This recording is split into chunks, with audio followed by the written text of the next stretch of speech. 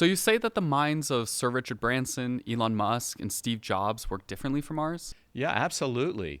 Stop to think about it. Their minds are always springing forth with all these creative ideas, just boom, boom, boom, boom, right?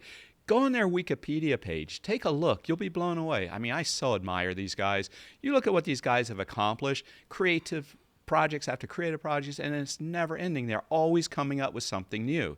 So these guys' minds work creatively.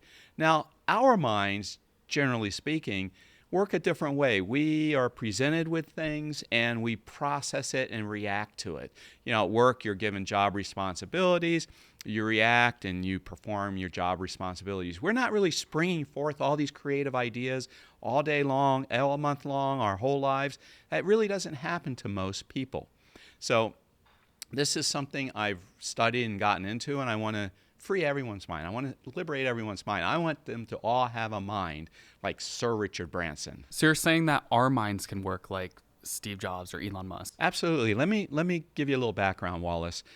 So when we're born, let's start at the beginning. When we are born, we enter into the world of consciousness this way. We mimic. We mimic our parents. We mimic our older siblings. Then we start mimicking the world around us, right? That's what we do. And then as we grow up, we continue this following modality. See, we start off in this following modality, but then we continue it. When we're toddlers, our parents tell us what to do, and we do it. When we go to school, our teachers tell us what to do, and we do it. When we get into a religion, the religion tells us what to do. We do it. So this sort of following modality follows us as we grow up. When you get a job, your boss tells you what to do, and you do it. If you serve in the military, your superiors tell you what to do, and you do it. So there's this following modality where you have external authorities in your lives telling you what to do, and you're a good person, so you oblige. You want to do good, you want to behave, you want to do what's right, so you follow. And that's the mentality that we grow up with. And we tend never to break from that. You know, it's just like everything in life. You tend to continue what you learn young in life. You tend to carry that forth throughout your whole life. That's what happens to our minds. We're stuck in this following modality all our lives. Now, Sir Richard Branson, Elon Musk, Steve Jobs, Henry Ford, all the super achievers in life, they broke out of that following modality.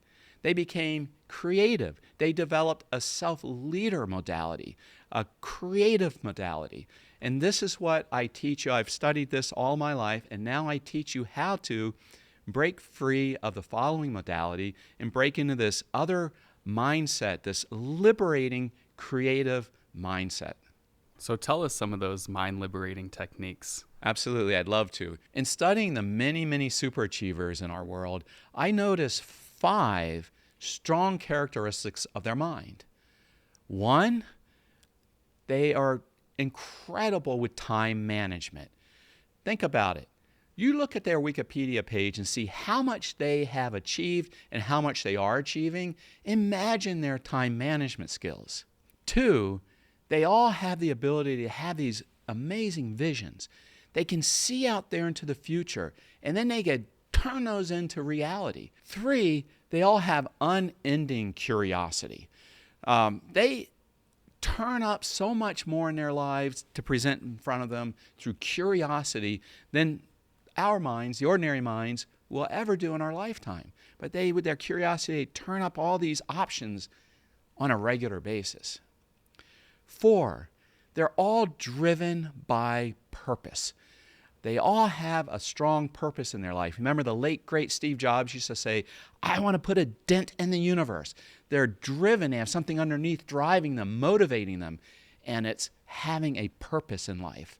And number 5, perhaps most importantly, and perhaps the root cause of all of this, is they all really love what they are doing, plain and simple. So let's go through the 5. All right, let's start with time management.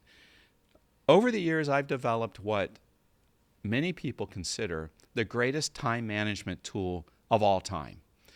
Simply what I did was I took the powerful advancement of humankind, of humanity, which was the division of labor that caused the Industrial Revolution that rapidly raised the standard of living of humankind, the division of labor. Simply that means instead of like one person, one family living out on the prairie, farming their own food, making their own tools, sewing their own clothes, the division of labor started breaking that down into individual jobs. The garment maker, the blacksmith, the farmer, and that really increased the standard of living of humankind. Then when you brought that into, say, manufacturing, let's go to a specific example. On December 1st, 1913, the Ford Motor Company started the first moving assembly line in their plant. Now, up until then, they built the car sort of like the house on the prairie. They'd do everything. They'd carry over, lock in the seat, and all of them would gather around and put in the steering wheel and put that, and then they'd put the windshield on, and then they would, put the chassis in and then the wheels, and then they'd tighten up the bolts on the wheels, and that's how they made a car. Henry Ford changed that car building process to a moving assembly line where each person handled one physical movement. The guy just driving or tightening the bolts, or tightening the bolts on the wheels. One guy just doing the steering wheel. As when they first started, horses pulled the car along as each man did his physical movement. So he broke car manufacturing down to physical movements. On that first day, they increased the productivity of creating cars or making cars, manufacturing cars, eightfold. So I took this whole process, the division of labor, and I said, well, these guys, I'm manufacturing success, right? Just like Ford Motor Company is manufacturing cars, I'm manufacturing my company, I'm manufacturing my success. So I said, let me do the same thing myself. And I did this, decades ago. And I said, let's break everything I do down into physical movements and see what happens. Just like December 1st, 1913, the first day I did that, my productivity went eightfold. Just like Ford Motor Company. It was uncanny. Now, up until then, I'd been reading all sorts of time management books, and I'd be exerting extreme disciplines to get 1 extra hour a day in my job at work. And it just wasn't worth the discipline. It just wasn't worth it. Suddenly, I had 64 hours a day. I could do in one day what I used to do in 8 days. In fact, every Tuesday afternoon, I was all done with my week's worth of work. And usually it was a Monday afternoon when I was done. So what happened there? It left my mind completely open to creative thought. You see, being busy is what blocks us from the mind we're supposed to have, this creative mind that Sir Richard Branson has or Elon Musk has. Being busy all day blocks that. I named it the mini-day system. The mini-days, I broke my day down in these physical movements, and I called each one a mini, M-I-N-I, a mini-day. And the deadline pressures just upped everything, just upped the speed and efficiency of getting things done. It's like you go all semester, and it's that last night before a final test where you really learn everything because you have that deadline pressure. So you have these deadline pressures, you have these physical movements, making a phone call back in the day when I do this, writing a letter back in the day, now it's emails, doing accounting, whatever it was, I would put that into its own mini-day, physical movements. I would be done with my work the latest by Tuesday afternoon, usually by Monday afternoon or evening. Then I had the rest of the week for my mind to just start becoming creative. That was my baby step, my first step into getting a mind like a Sir Richard Branson, a creative mind. And for the first time, instead of just having that following mind we grew up with, I started to have a creative mind. So that was time management. Now visions. Remember, there's 5. Number 2 is visions. When I had 4 days, 3 to 4 days left over,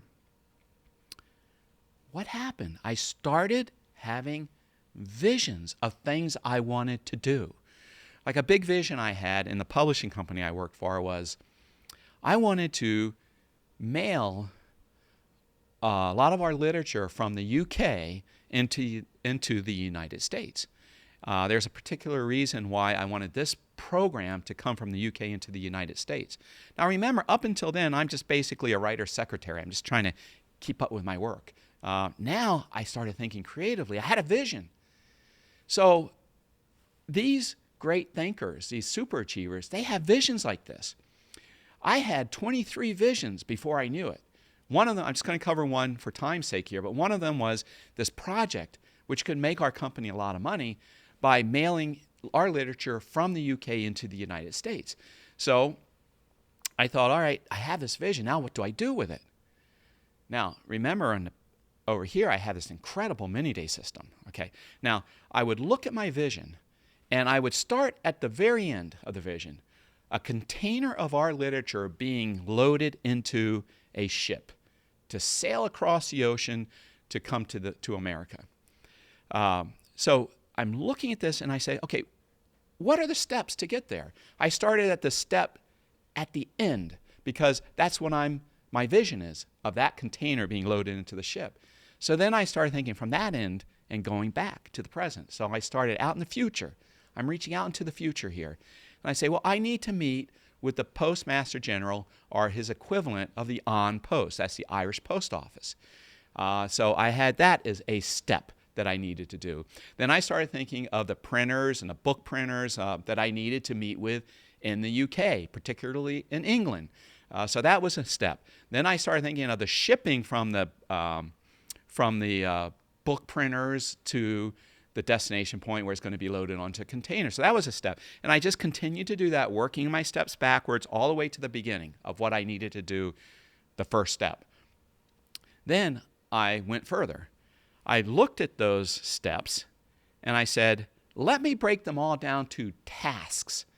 What kind of tasks? Physical movements. Physical tasks, physical movements. The phone calls, the letter writing, today be emails. Meetings. Yeah, the meetings. These are physical movements. These are physical tasks.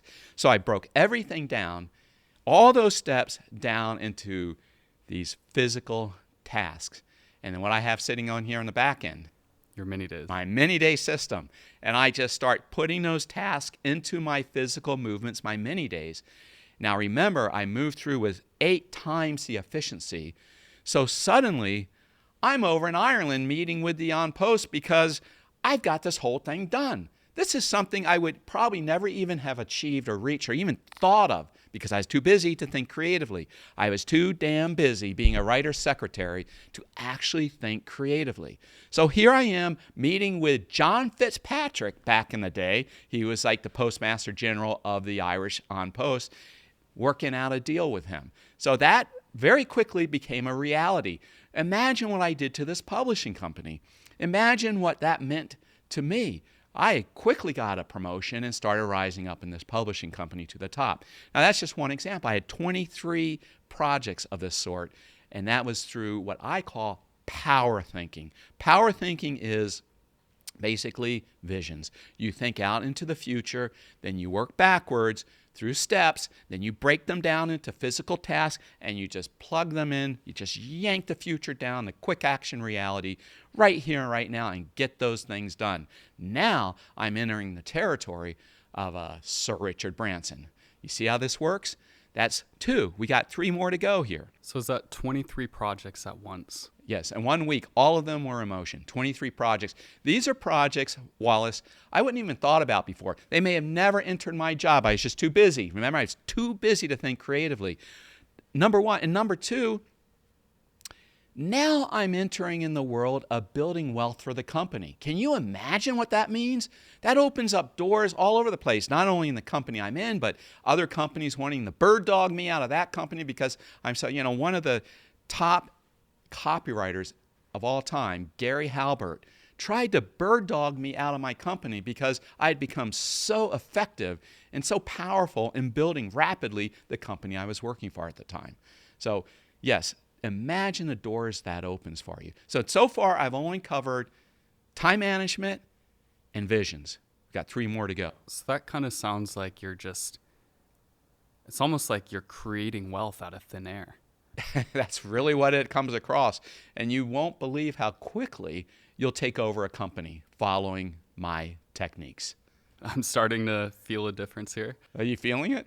Yeah. Are you feeling it? So Some people get goosebumps at this point, and we're just beginning here. we covered a lot, but we are only two-fifths of the way done. So time management, visions, and then what's the third one? Third one is curiosity, right? Curiosity. Now, let's explore curiosity. These guys, these super achievers, all of them. I mean, I'm not just talking about these three. I'm talking about all. I studied hundreds of them, Wallace. The curiosity in these guys' minds is just different than ours. It's just a big distinguishing factor. It is the dichotomy. It's the separation between them and us. Curiosity. These guys are curious like the child. Stop to think about it. A child learns how to talk.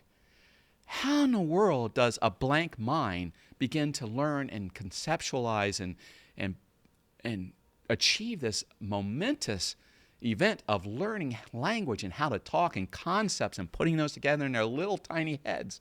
How do they do that? It's curiosity drives them. These guys never lost that curiosity. I look at all of these super achievers and I get a very emotional feeling. I say, I am looking at the child of the past in these people. The child of the past. They never lost that. Just look at Sir Richard Branson's face, how happy he is. Just always smiling, beaming. He's living like we did in our youth. We all lost that. We aren't beaming and happy and glowing. We're just not.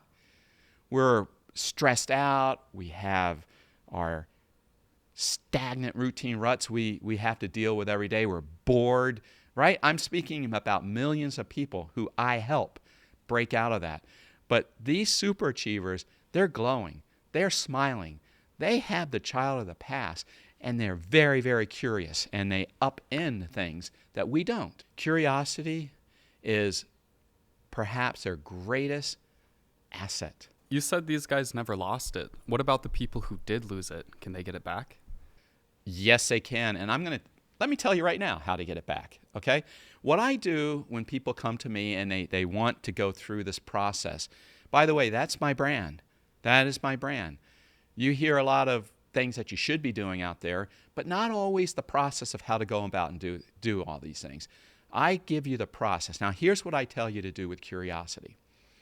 I say, go to your place of work, wherever that is, and I want you to do something I call Project Curiosity. Now, how that works is this. When you go to work now, so many people, millions of people just sort of begrudgingly do their tasks that they're given. The boss gives me, I have to do this. And then they wake up and they hit silent on their alarm clock 6 times before they finally get out of bed, right? Or snooze, I guess it is, snooze, right? I never use an alarm clock, so I don't know. I guess it's snooze, right? You hit snooze and you don't want to you don't want to go to work, right? So you go to work and everything's just monotonous, boring, stagnant, doing the same stagnant routine rut every day. All right, now what I want you to do, I want you to change that. I want you to go to work and I want you to get the child of the past back in you, and I want you to do what I call Project Curiosity. Even if at first this is not easy to do, you'll be surprised how that will change as you go through Project Curiosity. I want you to go to work, and I want you to start learning everything you can about this company. I want you to get curious about what everyone does, about what your coworkers do. I want you to ask them questions. And once you ask them questions, show an interest. They're going to love that because no one takes an interest in them. And suddenly you do. Suddenly you're building your leadership role too. You show them how your gratitude for the great work they do and thank them for teaching you that you never knew everything that they did, and admire them for what they do.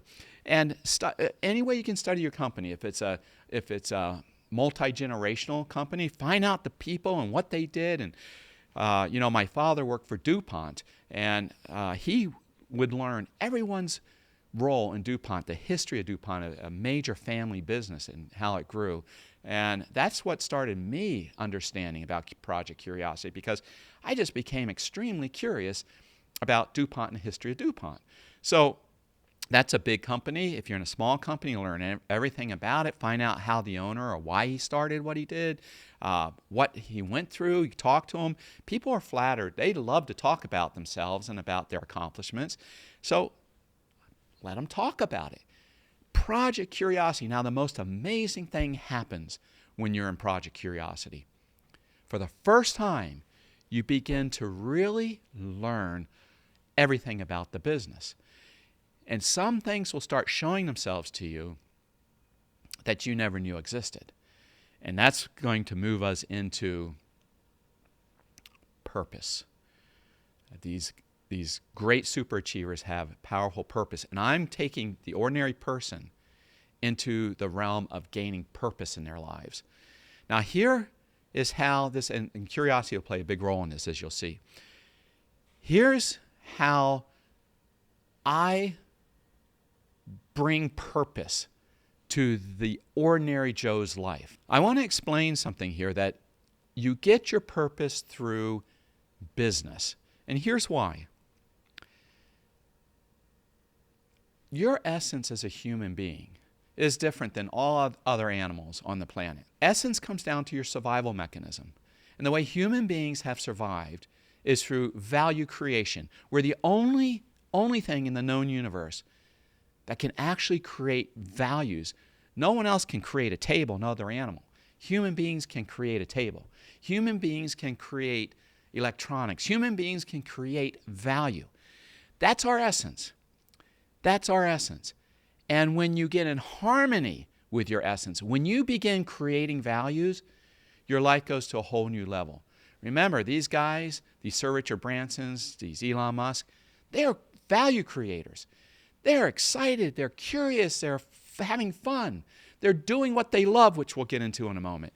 So they're value creators. So this is how you get purpose in your life. You don't get purpose in your life until you're on your essence. So your job offers you the opportunity to get purpose in your life. Let me just step back for a moment. We talk about purpose. I said Steve Jobs famously said, I want to put a dent in the universe. He was driven by that purpose of making a difference. Elon Musk wants to populate Mars. That drives that man with SpaceX, and it drives him. Sir Richard Branson lives on Necker Island, and he's figured out how to make the whole thing work with planetary conservation. He's learning techniques to reduce our carbon footprint. That's one, and people have more than one, these guys have more than one purpose, but these are purposes that I just mentioned. And they're driven and motivated by purpose. They have a purpose to their life. They're not just doing life, they're performing life. They're performing their purpose in life. Now, one of the highest, if not the highest, jobs, number of jobs in America are retail clerks and fast food clerks. So, Wallace, if you go up to a counter clerk at McDonald's and say, Joe, what's your purpose in life? Well, his answer is going to be very different than Sir Richard Branson's answer, right?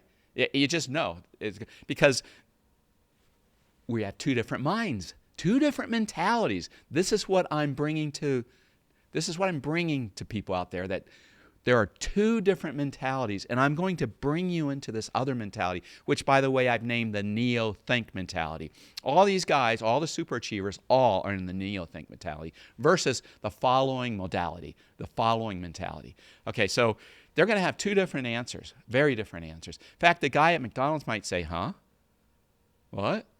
You know, he's a 50-year-old counter clerk. What? What do you mean, what's my purpose? You know, that could be an answer like that.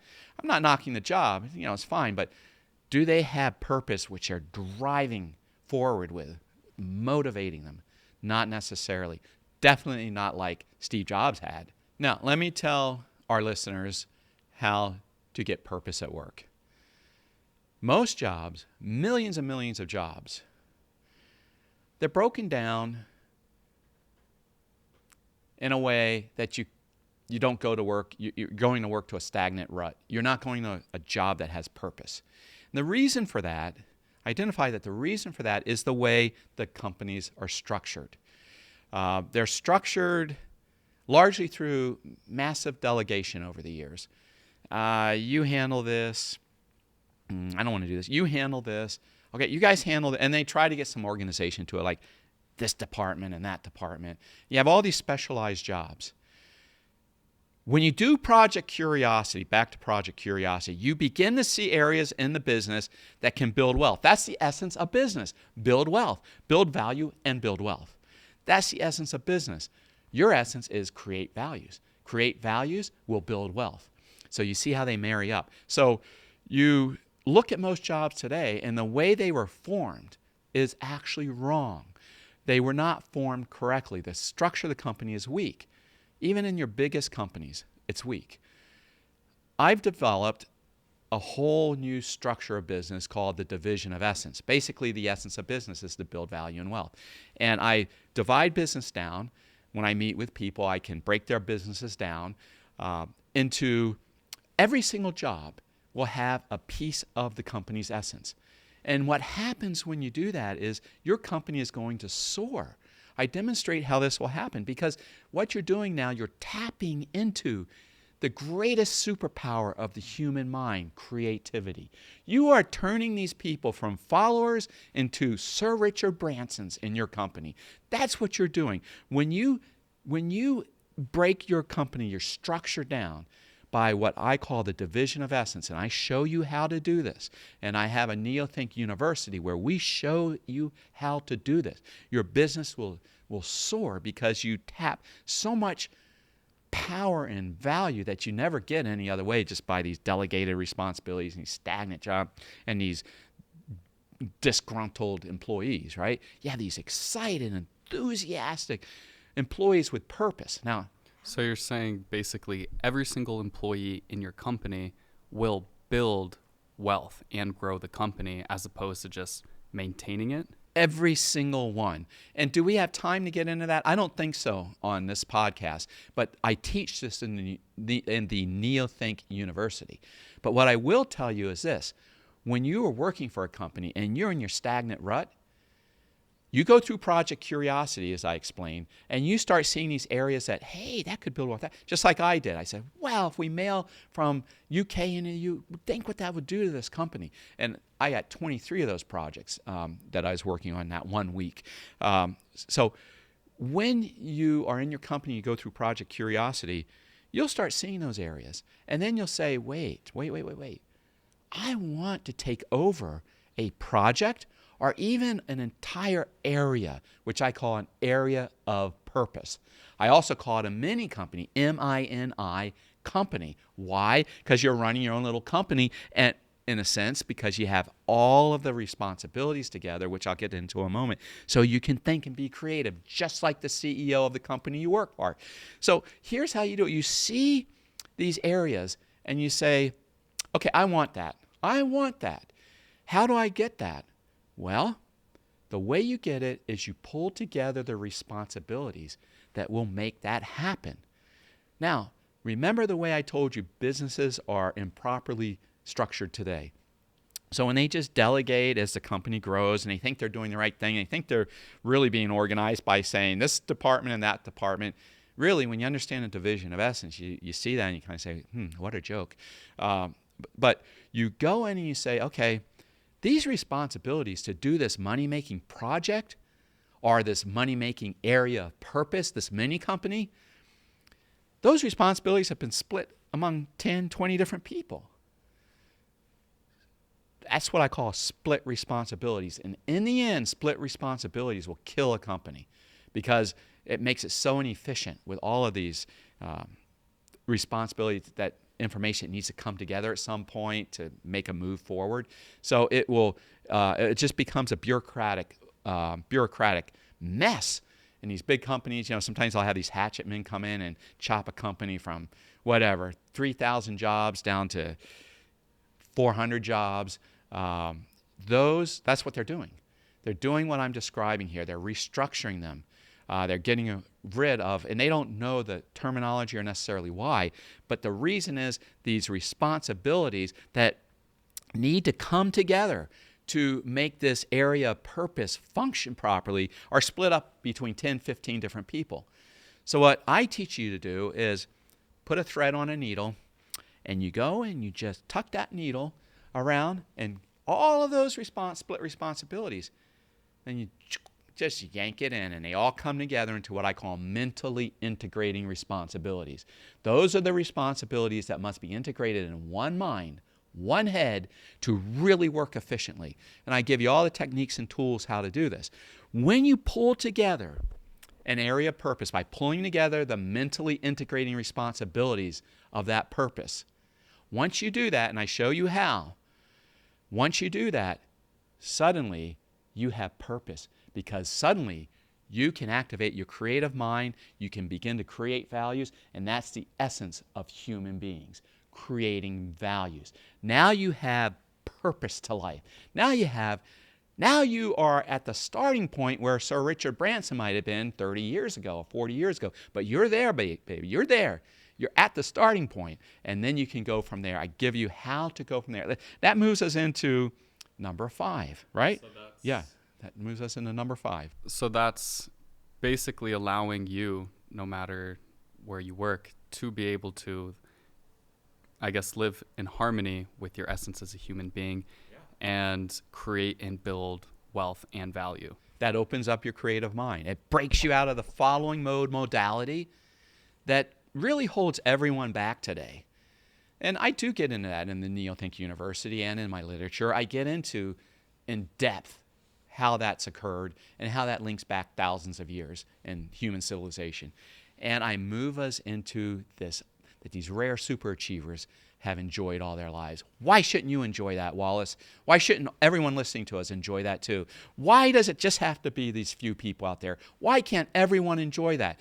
Look, I bypass all the government BS, and I get into the real, true way of making the poor wealthy. It's all in the Neothink University and my books. And now, back to the naysayers that say, oh, yeah, right. How can I pull all these 15 responsibilities together to do something like you did, to go out there and start this huge program out of Ireland? How could we do that? Well, listen, it's very simple. What's underneath every responsibility that we have? What's underneath every responsibility? Details. Absolutely. Nitty-gritty, bitchy details. Right? You've got to go in and do these damn details. And that's what everyone hates. I'm telling you right now, I've seen it for decades. People who I've taught to do this, they'll go in and they'll go up to, after Project Curiosity, and now they know all the responsibilities in the company because they've gone through Project Curiosity, and they can target and see the responsibilities they need to start their area of purpose. And they go up to these people and say, hey, look, I'll do this. They won't tell the responsibility necessarily. They'll tell you the nitty-gritty detail. And every time people say, yeah, sure, take it, because they're bitchy. They're not easy. Nitty-gritty details are not fun. But once you start pulling them together into mentally integrating responsibilities, and it opens up your creative mind, breaks you away from that following mind, wow, they're no longer a chore.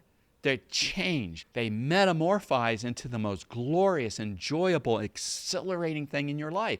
You can't wait to get to work now. Why? Because you're driven by purpose. You're driven by purpose. And that takes me to the final characteristic that all superachievers throughout all history have and share.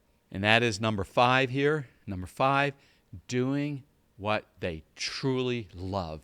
Now, I want to talk about that for a minute. Remember what I told you my brand is earlier? You show the process. I show the process. So many success gurus tell you, find what you love, pursue what you love. But what happens? It goes into the impractical section in your brain, right? I can't do that. It's impractical. And so 3 weeks after getting fired up at an event, a seminar, or what have you, you go back to your old stagnant routine rut. Nothing changes. But I give you the process.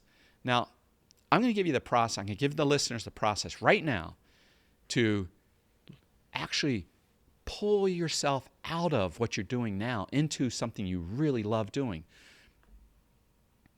First, in the NeoThink University and in my literature, I show you how to truly find what you love. People can have infatuations, they can have fantasies, but to truly know what they love, sometimes they don't know. Sometimes it's hidden. Maybe the child of the past has died within them. Or maybe it's still alive, but what I call falling leaves of resignation have buried that child of the past, and you don't even see it anymore. You can't recognize them.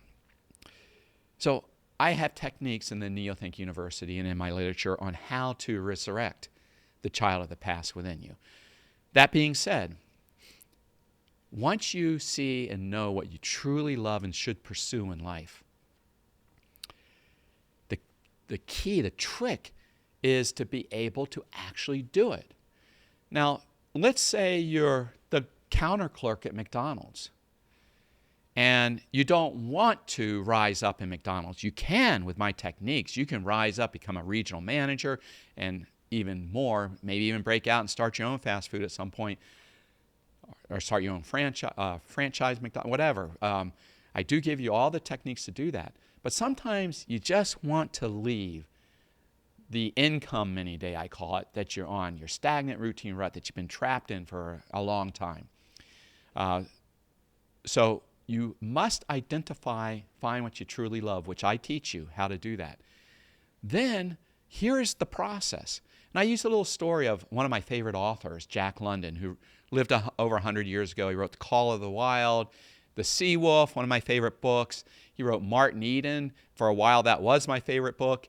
A great action author. So he grew up in a rough area of Oakland, California. He dropped out of school. And he worked as a child in a grueling cannery, 12 to 16 hours a day. This kid working in a cannery. He had this dream. This is the child of the past. Had this dream of he wanted to be someday a professional writer. Now, so what are the odds of a poor boy in a rough neighborhood, dropped out of school, working in a cannery 12 to 16 hours a day to ever publish a piece of writing? I mean, millions to one, right? Millions to one. But Jack London became the highest paid author of all time during his day. So how did he do this? Jack had his dream, and he had the insight, or I should say the foresight, to realize basically the many-day system. He broke his dream into 4 physical movements. Now, I write about this at most things that you go down to their fundamental, there's only 3, 4, 5 or 6 at the most fundamentals. Color is 3 primary colors, and all the hues come from those mixture of those 3 colors. Shapes, same thing. I think there's just a few basic shapes. Many days are your physical movements. There's only a handful of fundamental physical movements. Jack London identified 4 to achieve his dream. 4 fundamental movements to his dream. And those 4 were, number 1, an intense grammar study. Intense grammar study. Number 2 was an immense reading program. Number 3 was a self-education program at the public library. Remember, he had dropped out of school. And number 4 was a robust writing program. So he dedicated himself around his cannery and on his days off. He dedicated himself to those 4 physical movements, those 4 mini days. And lo and behold, his writing continued to improve, and then he published his first short story. This pulled him out of the abyss. He was in the abyss in Oakland, California. And this process of this physical movements, the mini days, placed around his income mini day, I call it, his stagnant routine rut, pulled him out of the abyss, and he went on to become wildly popular writer, a celebrity, and the highest paid writer of all time during his life. That's the process. So, Wallace, I've given you a brief overview of the 5 main characteristics of the superachievers in life. We're taking you out of the following mode, and we're moving you into the neo-think mentality, which, by the way, is a self-leader mode. You're in a self-leader modality. You're leading your life. You're in total control. My first solo book, self-written book, without co-authors, in 1984 was called Rapid Power and Wealth Through Iron Grip Control Over Everything That Moves. And that was the many-day power thinking system. That was 40 years ago, my friend, 40 years ago. And that works today. It's timeless. And that's the beginning of moving you up into a different mentality, the neo-think mentality. And from there, we go through the other 3 techniques here. And I lift you from your stagnant routine rut into the mind of Sir Richard Branson. So just to recap, the first one was time management. Not just time management, the greatest time management of all time. Time management, which basically you can get your entire week's worth of work done in a day. Yes. In 1 to 2 days. From there, you have number 2, which was vision. Yes. And so you need to have that time to be able to look into the future, look at future wealth, and bring it into reality today. That's right. That time management frees your mind, liberates your mind. To allow you to have these visions of the future. Without that, when you're too busy, you don't have visions. And then the third characteristic is curiosity. All the superachievers throughout history have been very, very curious people. And it seems like there's also a correlation with the time management, giving you time to think and have visions of future wealth, and then also time to be curious more about that. That's right. And curiosity, that's Project Curiosity, Wallace, it opens your mind to what you're working with in your business so you can discover purpose. Good. And then so number 4 is the areas of purpose. Areas of purpose. And you can't figure those out. You're forever blind. Your whole life, 10, 20, 30, 40 working years. You never knew what the purpose was. And your areas of purpose, the areas that can become their own mini companies, you never know what they are because you didn't go through Project Curiosity. Project Curiosity lets you understand your business, see all the responsibilities in the business. And once you see all that, then you begin to see, there are those areas of purpose. And when you come into the NeoThink University, we work with you to break down, even if you're just working at some company, we break it down and allow you to go after your area of purpose. And how do they go after it? Well, you figure out what the nitty-gritty details are. And then, well, first you figure out what the responsibilities are that make up that area of purpose. Then you run your needle through all of those and you yank them together, and you do it by going after the nitty-gritty details that all of these people out there will say, fine, take it, I don't care. And then so doing that by creating purpose, which you identified was purpose is related to value creation, because the essence of man, of human consciousness, is to create. And so creating and building values and wealth through an area of purpose in your business will give you purpose in life. Right, because before you acquire an area of purpose, you have nowhere to create values. You have nowhere to get in harmony with your essence. That's why I pull it back to business, because that enables you to step over the threshold into the world of creativity once you pull together your area of purpose. And then so number 5 then is what every success guru will ever tell you to do. Is to find what you love, right? But then how do you actually go through that and make that happen? And so you kind of just outlined that with the previous ones, the mini days, visions, curiosity, and and finding your areas of purpose. And then you can pursue your area of purpose because you fall in love with it. Or you can say, I'm done with this company. I don't like the politics I'm dealing with. I don't like the people. I don't like the backstabbing. Look, when you're in a company where there's not a lot of excitement, that's what fills the time. The void is a lot of business, politics, gossip, backstabbing. And that, if you want to get away from all of that, then you go through my process of learning what it is you love, resurrecting the child of the past within you. And then you go through the very practical process to pull yourself away or out of, I call it the abyss, right? That's what a lot of people feel about their job. They think it's a deep, dark abyss, right? Pull them out. I use that term because Jack London used that a lot. So I'm working off that story of Jack London. So it pulls you out of that dark abyss into what you really love doing. Then you're happy, you're cheerful, you have that beaming Sir Richard Branson smile, right? That Tony Robbins smile, that Steve Jobs excitement and enthusiasm, right? That you have all of that going for you because you're actually doing what you love. It's not just some pipe dream or in the impractical section in your brain. You're actually living it.